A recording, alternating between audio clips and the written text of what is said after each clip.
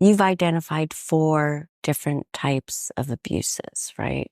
So the 4 that we focus on, because we have limited time in the health classes and limited time in these small groups, is physical, emotional, digital, and sexual violence. So we want kids to, want them to really have a body memory around what each of those forms of violence are.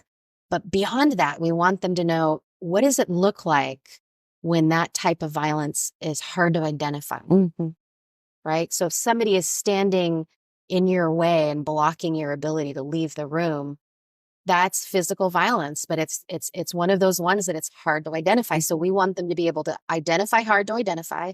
We want them to be able to identify when it starts to escalate. That's when we can intervene.